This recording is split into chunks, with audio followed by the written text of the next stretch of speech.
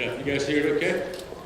What we're going to talk to you about today is a little bit on, we cover a couple of slides, I call them marketing slides. It talks about how many freight miles we do on freight. But the biggest topic I want to hit on today is we'll cover our mission on UP, how we broke out our hazardous material response as far as prevention, preparedness, response, and recovery.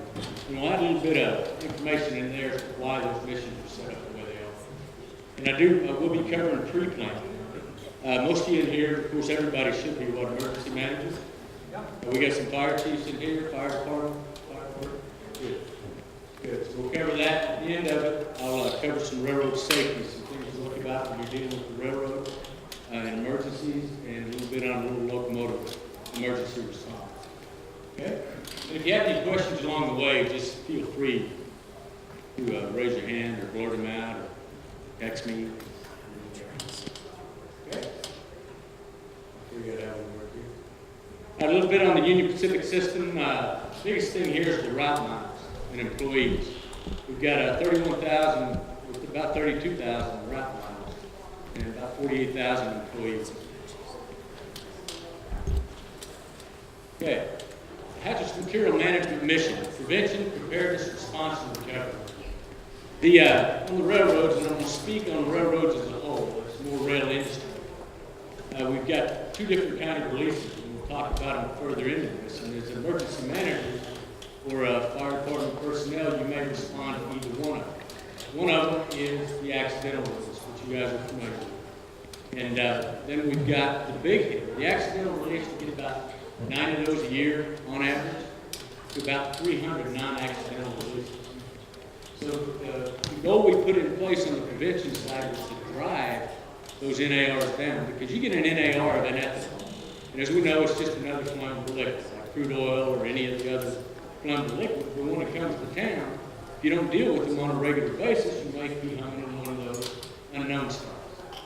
Then you start looking at you start responding to the classes, which we're all trying to do. So what we want to do is drive those NARs down and keep you from having the opportunity of that percentage hitting your town, or the small towns you're in. So you don't have to remove people from their homes, cause problems over something that may not have needed a big value. What we've done, we'll cover prevention a little more in detail. But I know back in 2005 when we started our Blitz program, we were getting about around that 35% failure rate. And in the last 7 years, well, where's it been? Since 12. 16? Huh? Yeah. Since 2000. We've driven it down to about 12%. And it's been that way for the last 4 years. So your non-accidental releases, we're seeing it has been driven down. Okay. There's severity. So we're going to keep this program up. Preparedness. Preparedness, the key mission here is to train our neighbors. We spend a lot of time on UP. Every manager is tasked with fire department contacts. They got at least contact, and then hopefully the response will be back some training.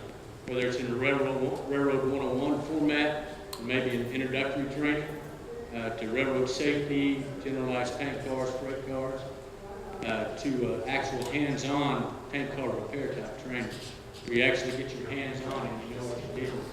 The nomenclature of the tank car. So if we can actually, if you've been through the training, we can talk to you over the phone. We may be 4 hours away. And we can talk to you on the phone, at least coach you through maybe getting that release stopped. And otherwise, be able to feed us some information so we know what we'll be doing.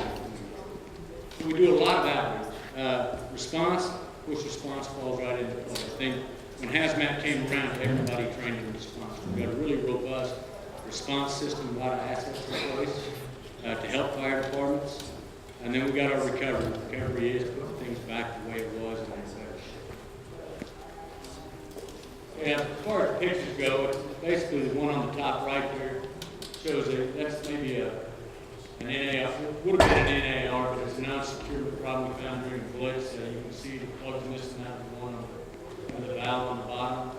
Below it is one of our guys receiving an award out of Sacramento through our preparedness side. And then you got your response, which you can see. And one thing about response, if you've ever been to a tank car, you don't always have the proper. Now we'll carry the proper stuff, repair the leak, fix the problem. But you don't always have it. Like you'll see right here, a couple of golf teams and a little bit of a steel strip. Stop the leak in the fuel cycle. There's some things you got to do because they're not close enough. We're good. We're good. Nobody can hear me? You know, y'all can move up closer. All right. It's up here. I'll fix it. All right. Any questions so far? Here we go. A little another. Yes, sir.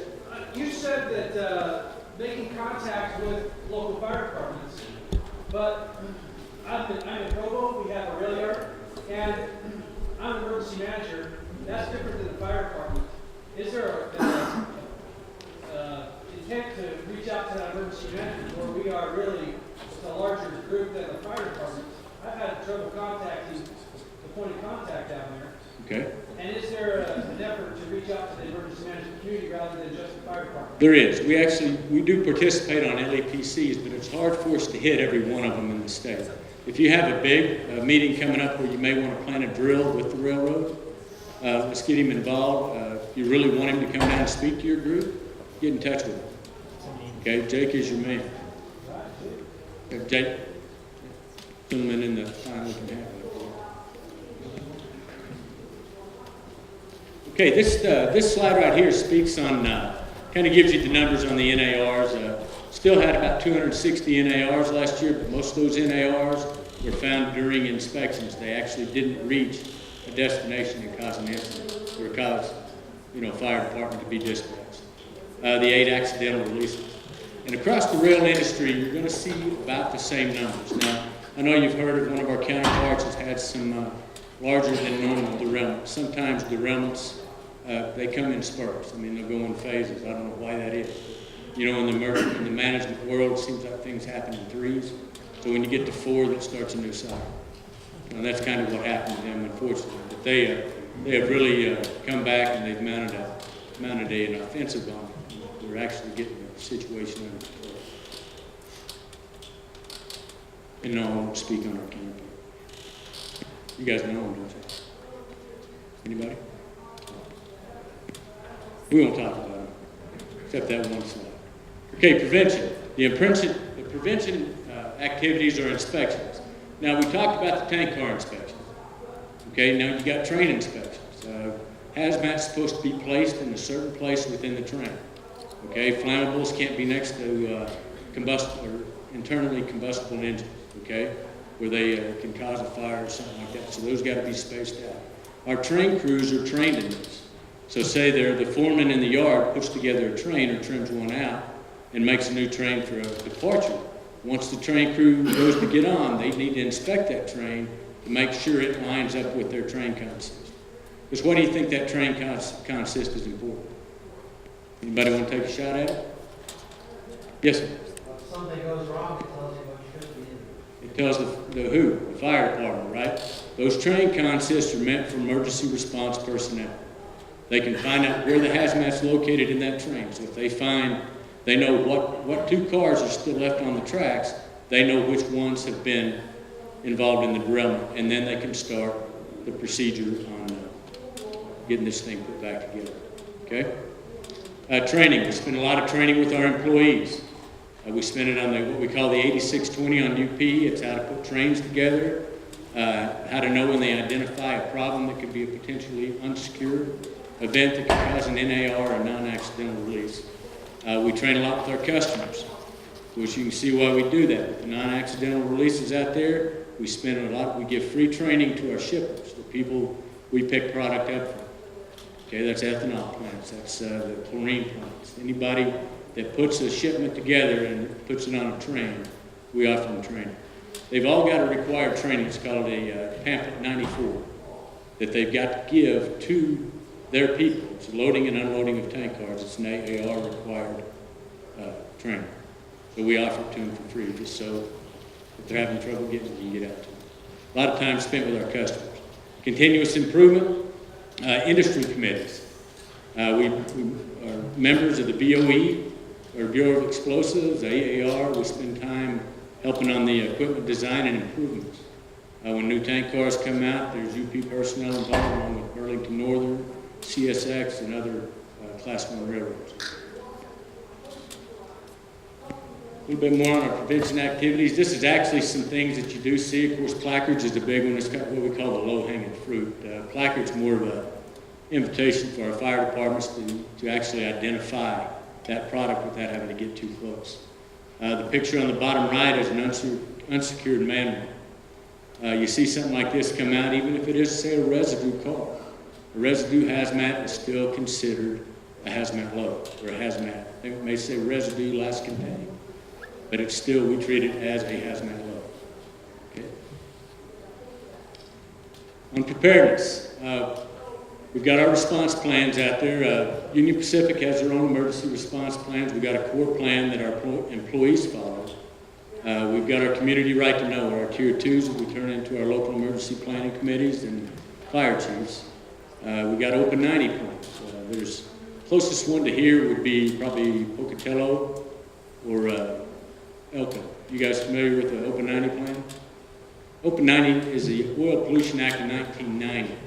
It used to be called a vessel response plan. It was all brought about by the Exxon Valdez, where you've got to have certain inspection criteria in place and regular intervals. You've got to have a qualified individual involved. It's actually another response plan built just for petroleum.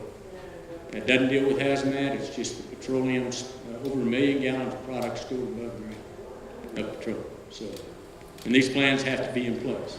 Some of our yards, they'll have to do all three. Your HMERP and your tier 2 and your Open 90. Okay, training. Preparedness, we spend a lot of time with our public responders. We can't get enough of it. We try to get as many as we can. I think we'll get some numbers on what we trained last year, so it's still, there's a lot of numbers we've trained. We offer a lot of free training. We're training that we'll pay the tuition on, and we get a lot of people, but it's still not enough. That means I may do 50 trainings a year, but I'd still like to, it'd be nice to have about 100. But still, you're hitting that many more people. Because what happens when a train goes down, I'm not always going to be there. Of course, our transportation managers will, but who's in charge of an accident involving hazardous material if it affects the public? Who is the incident commander? Fire chief is. That's exactly right. The more people we can touch and prepare for that event or disruption, the better I will feel. That way we prepare them for whether they want to go in or want to attack that incident, or if they want to sit back, wait, and get people safe. It's nice to share that information. We train our employees, spend a lot of time with the employees on preparedness, how to work with fire chiefs. Say we got a manager of operating practices. His job's to move trains. He's not trained in emergency response. But he may be the first one out on the scene right after the fire department. Who's the first one the fire chief talks to? We want them to know how and understand where we fit in that incident command. So we do a lot of training. Private and industry. Again, we're out training our shippers. We train our contractors. We've got hazardous material contractors. That's their primary purpose, is to come in and work with the fire chief, kind of give them another group of laborers, some assets to choose from. Okay? Drills and exercises. We love drills and exercises. This tank car on the bottom, that's actually one of 2 that we have that are training vessels. They're interactive. They got classrooms inside. So we can actually pull them to, say we have a drill event, we want to drill on a tank car. We can pick any one of the protective housings on top, mimic a release, and go through the drill with the city, the community, the hospital, maybe at the airport wants to get involved, stuff like that. Okay? Yes, sir. A few years ago, in Davis County, we were doing some planning on putting together a county-wide exercise involving the railroad incident, and we approached the railroad, and they weren't interested in it at all. Okay. Have any kind of disruption to the system. Yeah, well, you got to understand that. Now, if it's something where we can actually do it, where it's off, away from the railroad, we really won't stop trains to do a drill. Yeah, so that was my question is, where these... But we can, there's sightings we have along our main lines that we can pick to do a drill. Say if you want to do a rail crossing incident where it impacts a car, a locomotive catches on fire, something like that, and tank car release. We can pick sightings out that are far enough away from the main line, we can do a safe exercise. Okay? And Jake, again, would be the guy you need to contact, and then we'll organize it through our transportation department, and we'll just pick the right place and we'll get it done. Takes some time, usually, I mean, we start scheduling where these cars go up to a year in advance, but it's still early in the year where we can still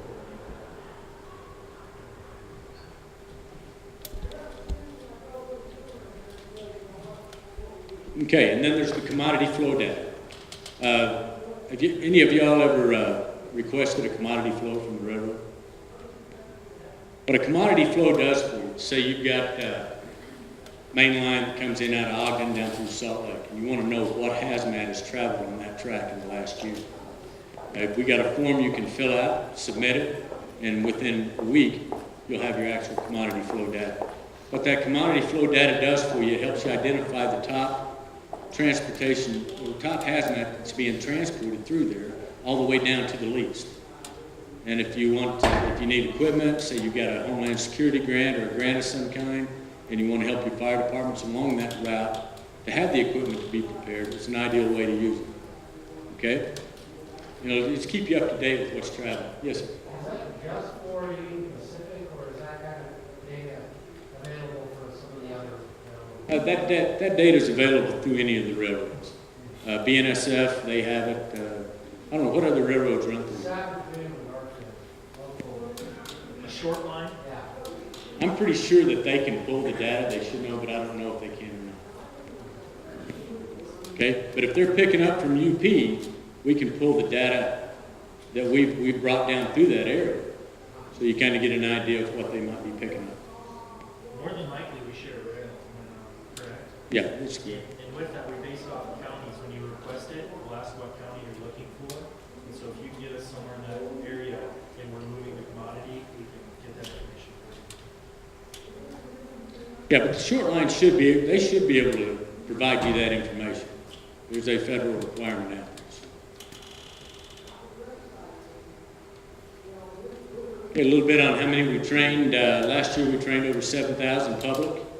We did over 300 first responders. We sent to what we call CBRs, crude by rail training. And both of these we pay for the tuition. The 7,000 public responders, we might have gone to the location and trained them at their fire department or in the community there, or we've invited them out to Pueblo to our tank car safety course. And then we pay the tuition for firefighters. Now our contractors, of course, if they go, they've got to pay their own way.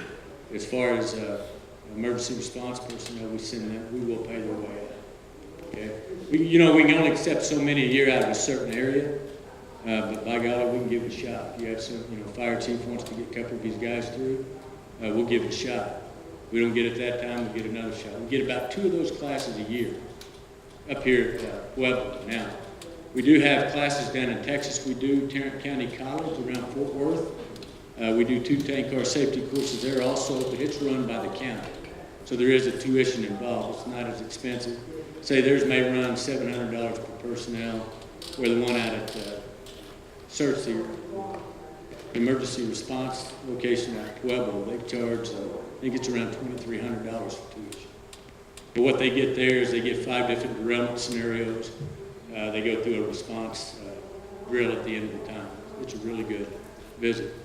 The CBR, crude by rail, with the boom of crude oil coming up, we were required to do so many trainings. There's 3 different phases of training. There's a 90-minute PowerPoint that we can do. You can go online. There's a 4-hour online course that you can do that's through the Searcy out at Pueblo. And then there's actually a 3-day course that the railroads will sponsor firefighters to go to. That 3-day course is phenomenal. People can get away from it. It's 3 days. It's 3 days away from work. We don't pay for their pay while they're there, but we will cover the tuition and their motel and all that stuff. Okay. We got another set of 5 classes scheduled this year for CBR, or crude by rail. Now, we look at it as crude by rail. I look at crude as another flammable liquid. That's the way I look at it, because ethanol is still prevalent and always will be. So even if you get in on a crude by rail training, you're still going to be able to apply that to your ethanol, because you're using an AR, AFFF foam on applications. Okay, everybody, have you guys heard of TransCare? Transportation Community Awareness and Emergency Response. They do TransCare tours where they'll bring the train through. The last one done in Salt Lake was a CLOREP, or Chlorine Institute. Did a chlorine training. I think it was either last year or the year before. I wasn't involved on it, but I do remember helping setting up some of the times and days. But what it is, you've got the industry comes together, all different parts of the industry. The trucking industry, our shippers, the actual people who make the products, and railroads come together and they form TransCare. And these trainings come out and they're free trainings. They may go half days, some of them go full days. They may come in with a train that we can do 3 days worth of training and 6 training sessions. If you see one coming in, we'll definitely advertise it out there. We get the emails of the LAPCs in our area. We can shoot out the training that's coming through.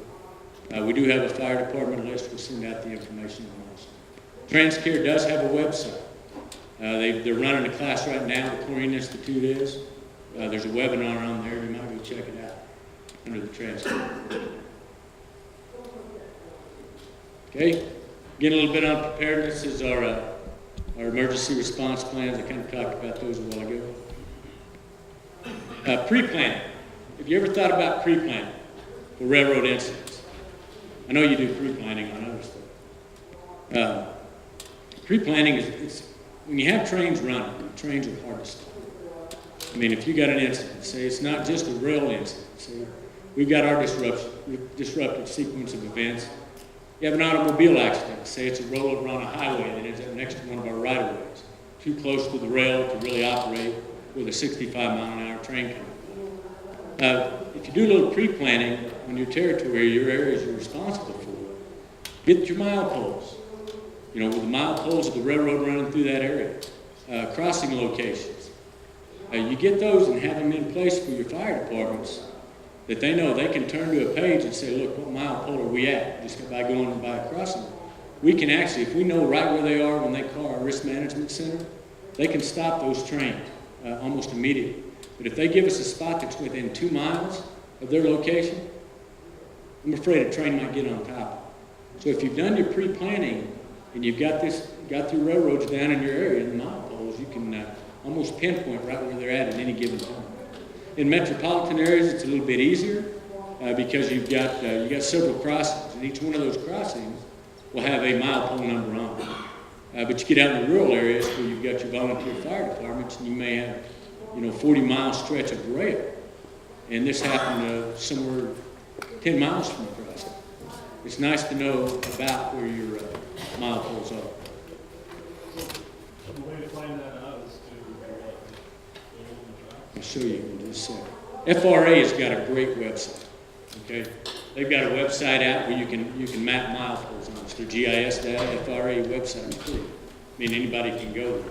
You can also get an app for your phone called a rail crossing locator. Pops up on your phone. It works with your location services.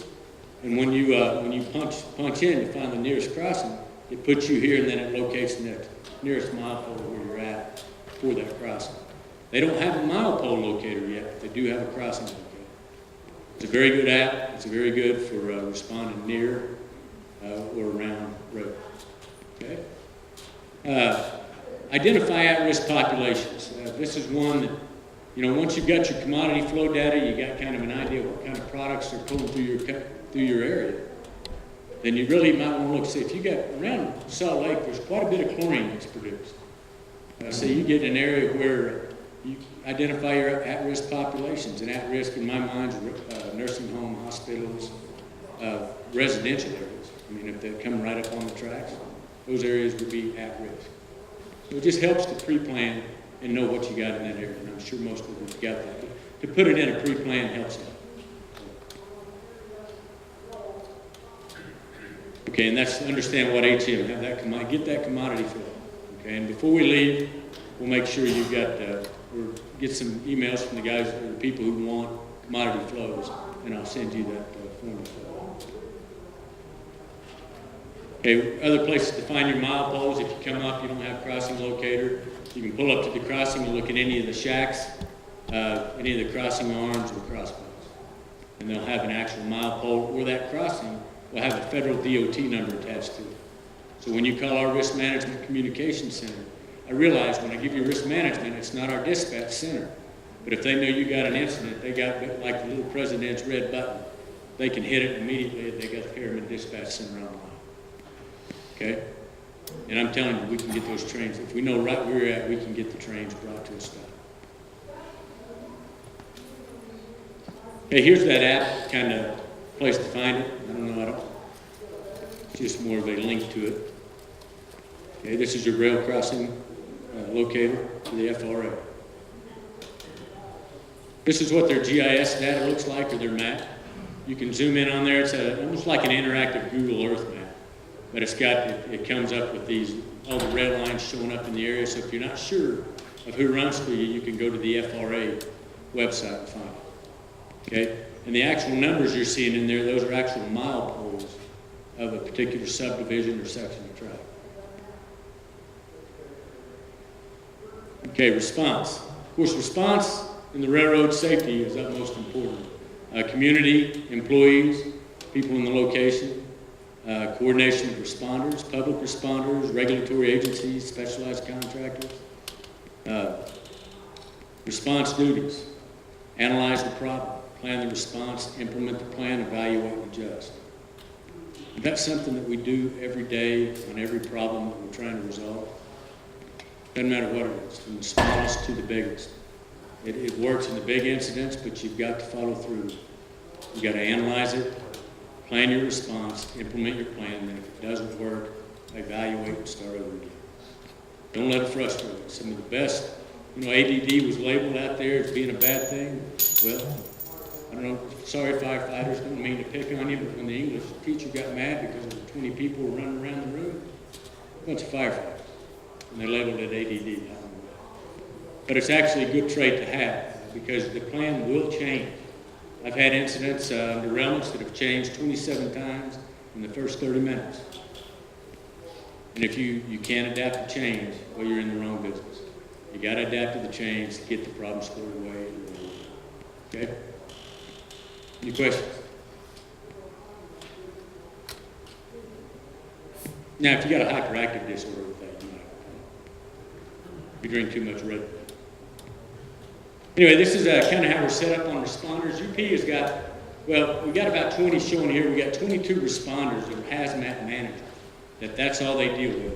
It's prevention, preparedness, response, and recovery. Okay? The guys in blue, those are what we call hazmat special agents. They're a hazmat responder with a gun.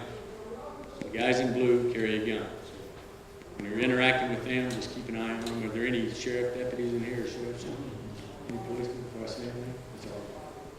Okay. They're great guys. They've stepped up. They wanted to help. They're part of the hazmat team, but they're doing it with a badge. And they're more of they go out, they identify, they relay back to us, and then we know what we're going to do. Okay, now this is our response management communication center. This is basically the emergency response dispatch center for UP Railroad. Now this number, it's pretty important to have, and I'll show you some of the activities of what. You got criminal activities, crossing accidents, derailments, fires, or accidents, not even at crossing. Say it's a rollover up next to the rail. This is a good one for you because once you call them, they call me, they call the transportation manager, they'll contact you, ask them to contact someone else, they'll do that for you. If you need train stop, they're immediately on that little red button over the Harriman Dispatch Center. It's a one-stop shop for us. Okay, it's kind of like the 911 centers, really. You call them, they basically make all the contacts for emergency response personnel. They make the emergency response contacts for all railroad personnel you need. And if it's the railroad calling it, say we're calling in an incident and we need the locals notified, they do that for us. They do that for us. So we can limit the amount of time to speed up that response. That's what's critical. Okay? You can call them on if you got a fire close to the rail and then you don't want your suppression crew out there close and you want train stop, give them a call. Okay, you might have to go through a little argument on stopping trains, but I guarantee you they'll get them stopped. You got to be within what we call foul of the track, and that's within that 25-foot. Okay? Hazardous material spills, injured parties, fatalities, or track obstructions. Now, if you're driving along the track and you see an obstruction on the track, and you had just passed a train back behind you, I'd appreciate it if you'd call RMCC. Give me a shot. Okay, people do put stuff on the tracks.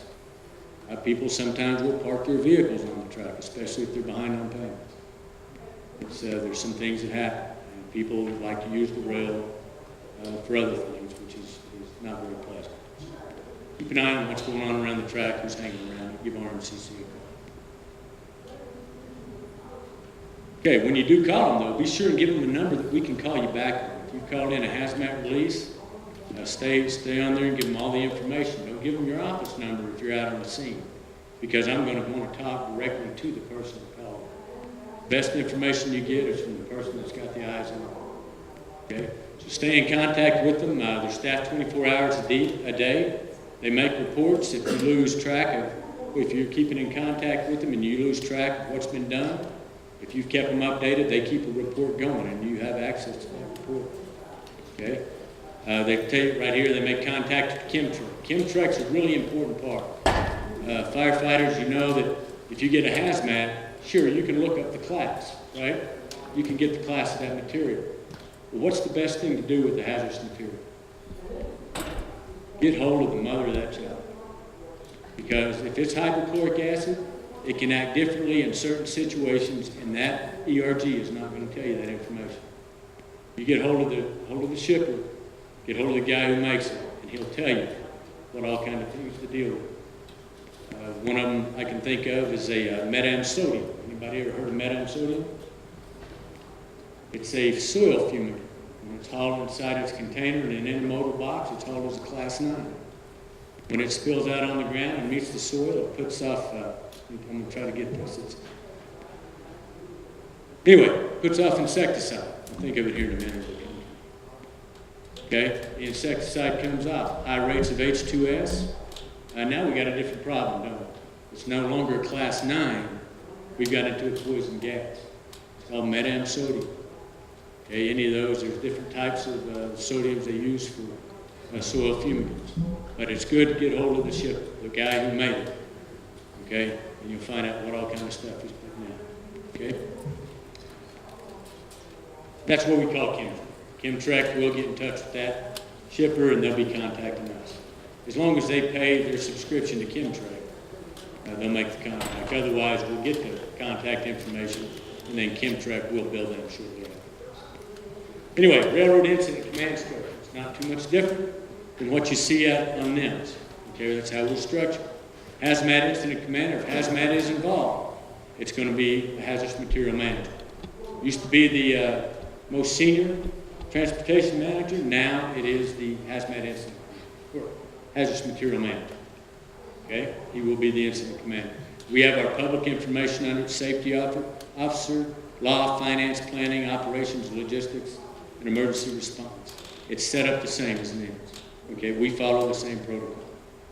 When it comes into you being the incident command, hazmat's involved, public's involved, this is how we fit in. Now we've got senior railroad operating manager. That needs to be changed to hazmat manager. That's who will be directly working with you once we get on site as the incident command. Okay? We do. And everything in blue, you can see how far down we are. We're just another branch under the unified command. Assets being deployed. We've got specialty contractors. If we have emergency response, we got hazmat emergency responses in Oswego. We've got PAC West we use, EnviroCare. Those are the people we use around here. Okay? We use Clean Harbors on occasion. We'll reach out to whoever we need with what specialty they've got for us. We've got environmental professionals. We've got, we call them the E-Pros, the CH2M Hills, the CRAs. You guys familiar with those? They're environmental consultants is what they are. And they've got a plethora of scientists on board that can help us with whether it's environmental contamination or we've got a huge acid spill. They can help us with all that kind of stuff and the recovery portion. Toxicology. Yeah. CTEH, chemical, what is it? Say the word? Toxicology and environmental health. There are air professionals. they actually come out of Little Rock.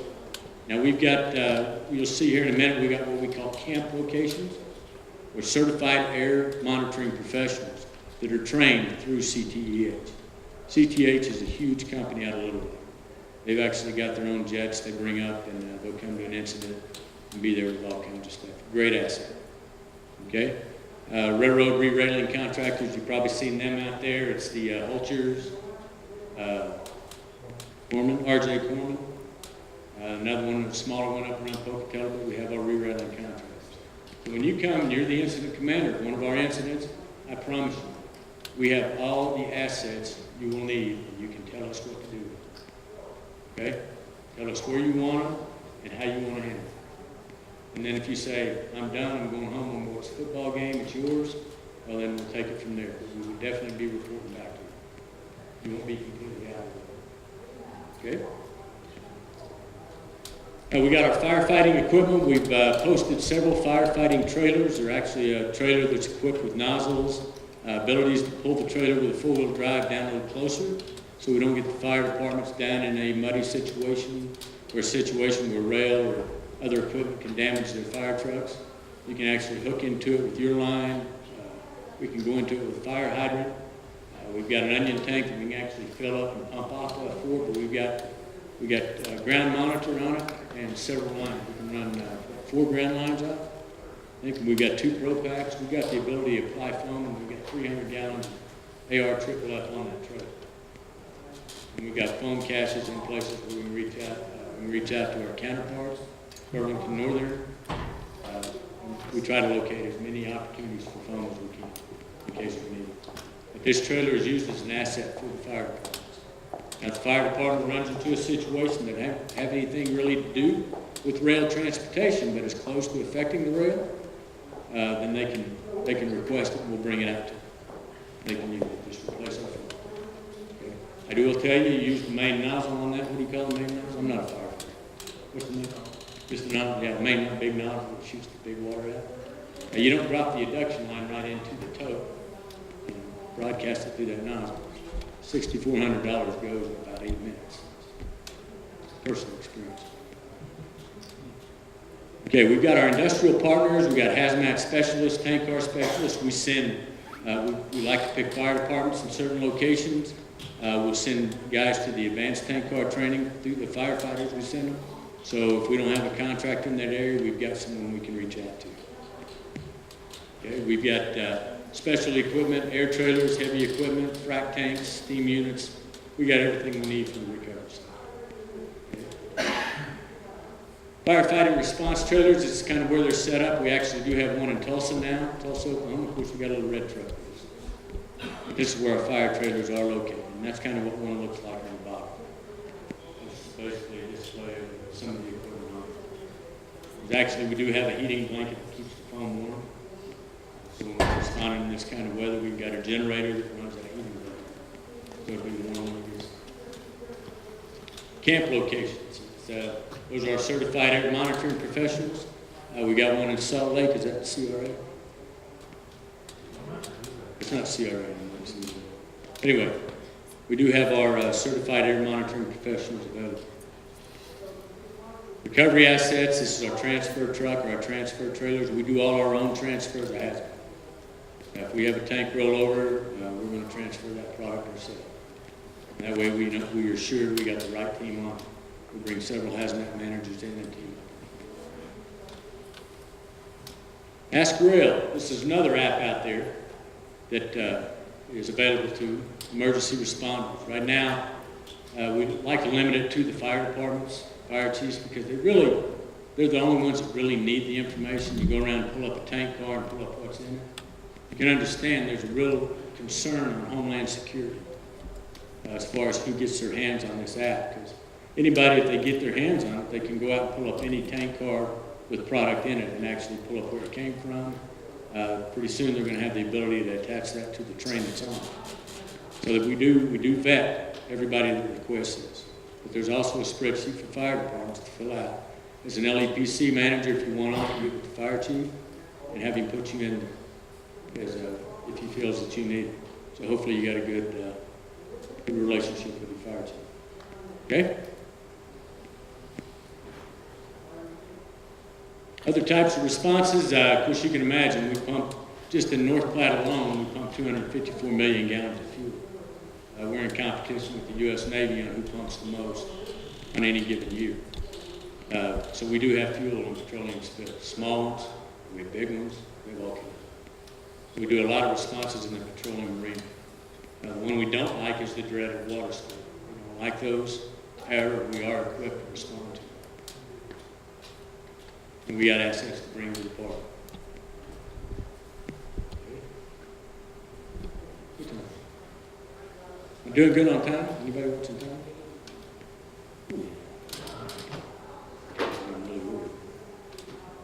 Because I'm going to run something by you guys here in a minute, an incident that I had to respond to. I'm going to put the incident scenario out to you here shortly and let you... It's a locally based incident as well. Yeah.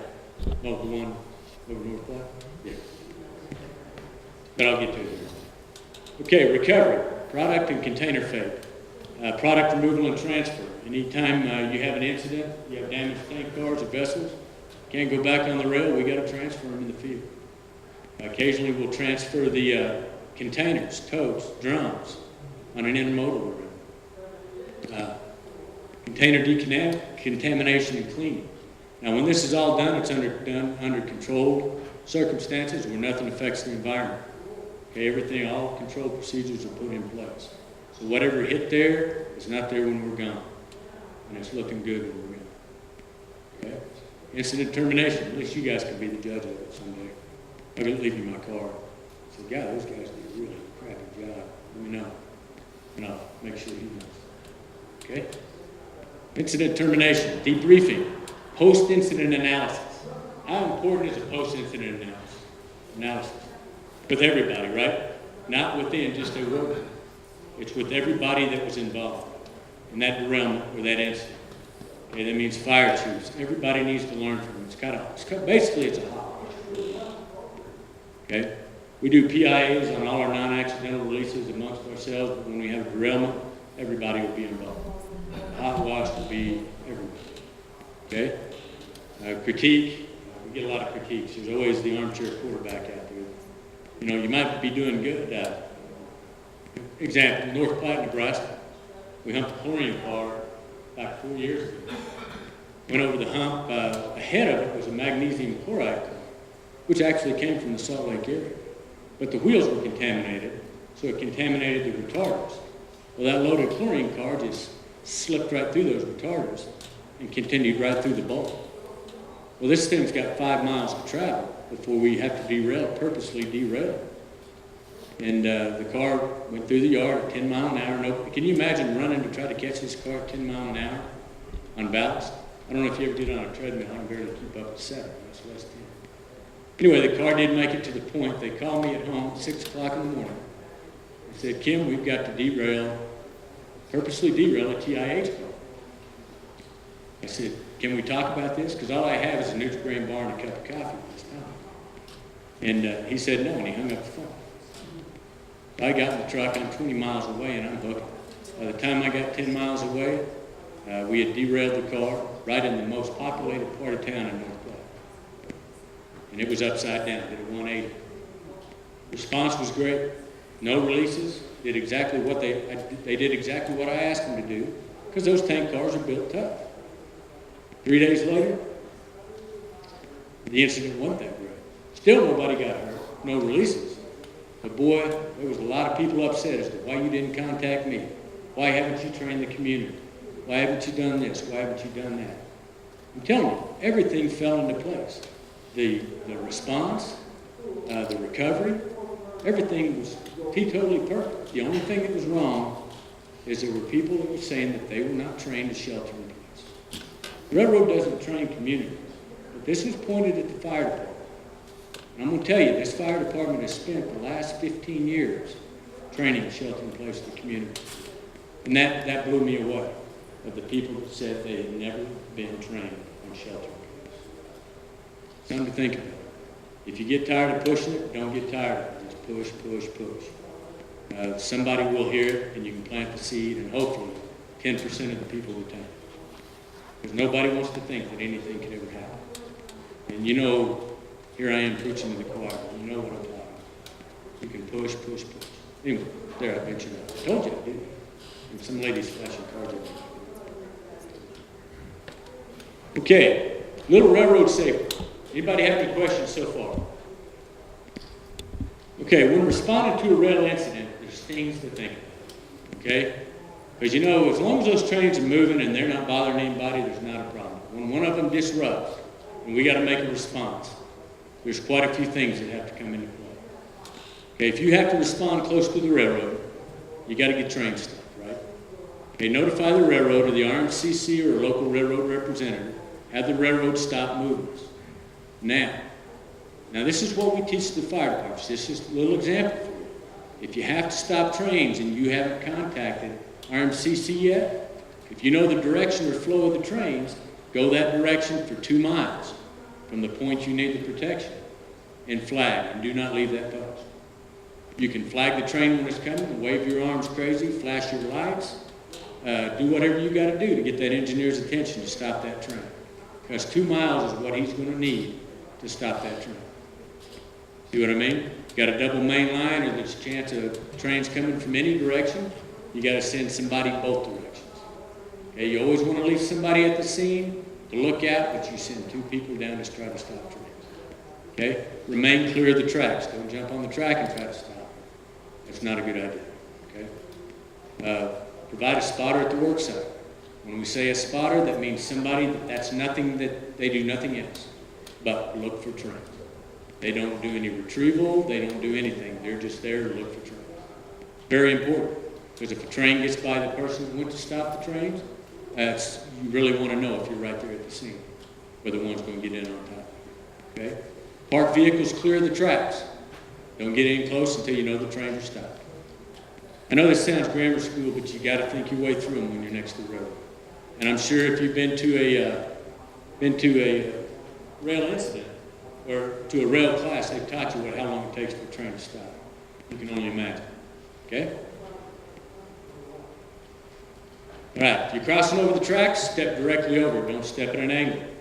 The reason why, if your foot catches that rail wrong and you go down, what's the first part to hit the top of that rail? I'm telling you, it's solid steel. Okay? Be careful. Stay away from switches. You may see, like this one up here is a manual switch. We've got a lot of automated switches that are thrown by the dispatcher. And if your foot is in that switch point when that switch is thrown, you're the casualty. Okay? Be careful with switch points. Just stay away from it. Okay? Anytime it's train time. Whenever you're working around the rail, expect train movement. Okay? All the time. Don't get lax. Okay? Never linger between the tracks. Stay at least 25 feet away. Don't lean on trains. Don't climb under or between equipment. Stand clear of passing trains. Now, I'm telling you this.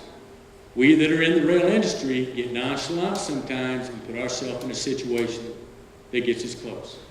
Yes, sir. I was just going to say, one other thing I learned about is they have natural gas can be going into the area of those switches. If they have switch users, they can be there in order to make it be free to move during the wintertime. So. That's exactly right. That or propane. And what's the difference between the natural gas and the propane? One's lighter than air and one's heavier than air, but they still create pockets. If you've had a derailment and it's in that switch area, that gas can build up, so be cautious what you're doing when you're walking around that wreck or that situation. Good point. Along with power lines and everything else that can be done. Okay?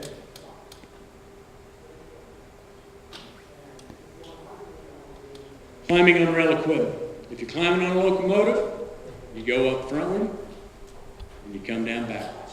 Don't turn around and try to come down. You can see how steep those steps are. Okay? And you always want to make sure that train is set and centered. Make sure that crew has got it locked in so you can climb. Okay? And there's crossing on all the cars. Find one. If you have to cross over a car and you know the train's set and centered, it's not going anywhere, find the one with the crossover platform. Don't try to hop the knuckle. If there's any slack in that train and you're on that knuckle and it does, they release the air, that thing's going to come together and grab your foot or whatever's in the way. Use those platforms. Unseen dangers to response personnel. Mechanical, chemical, fire, and electrical. Okay, when you're going into a disruption, imagine what can happen. When a train comes off the rail, it just doesn't gently come off the rail. It accordions, piles up, takes out everything in its path. So those things you got to watch for. Okay? All right, mechanical dangers is the biggest thing in a derailment or an incident. You got to watch out. Okay, that's leaning cars, freight or rail that's been leaning or it's out of place. Those things it's on tension. That's continuous welded rail. Just got to watch the mechanical dangers, slips, trips, and falls. Okay? All right, I want to cover something. I'm running out of time. Little incident for you. I want you thinking hats on here. It's kind of outside of the hazmat realm, really. We had a train, and imagine this train coming in close to one of your places of responsibility. Okay? Train rolls in, and it's a train of ballast. And it's got 400,000 brown spotted orb spiders hanging all over it. Okay? You know this train is going to go into a populated area, and you've been called out because they got a pin lifter guy up there in Carmen that are definitely afraid of trains. And they've asked you to resolve this problem. What do you got to do? What's the first things you got to think of? Say this train originated in Ogden, Utah, and you're in North Platte, Nebraska. We don't have brown spotted orb spiders. You guys do. So, what do you got to do? No hazmat involved, right? At least not yet. Anybody want to take a shot at it? Don't be scared. There ain't no wrong answer to it. You're smiling. Let's roll it. What you got? First thing I think of is stop away from everything else. Yeah, find somebody else to respond to it, right? Yeah, you really have, it's stopped where it's at. So yeah, you want to keep people clear of it that might be afraid. Because what can a spider do? Anybody in here afraid of spiders? Or just don't like them? What happens if a spider jumps? And your brown spotted orb spiders are very, very aggressive.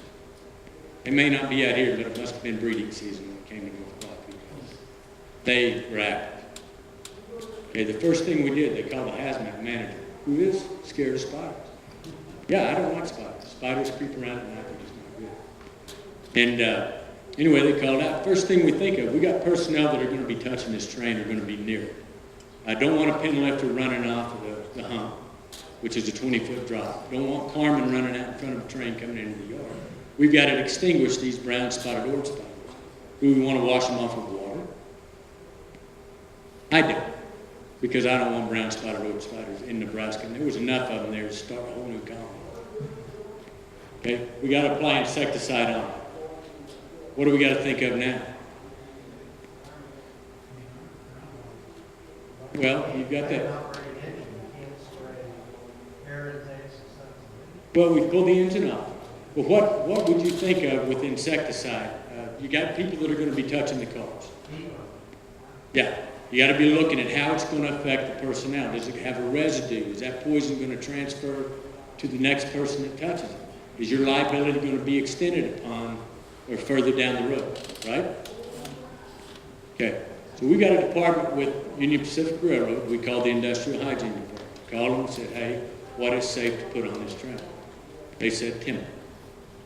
The tempo was something that they've been using around households for years. We used it, knocked the spiders dead. I tell you, it sounds like a simple procedure, but it's really not. It's like every incident you go to, it takes thought process. You got to analyze. You got to evaluate. You got to plan it, you got to evaluate, and then you got to adjust. You use it in every emergency or every planning situation that you do. Plan, do, check, and adjust. You can remember that, you won't miss a step. Okay? Thank you all for letting us come out today, and I appreciate it. Okay?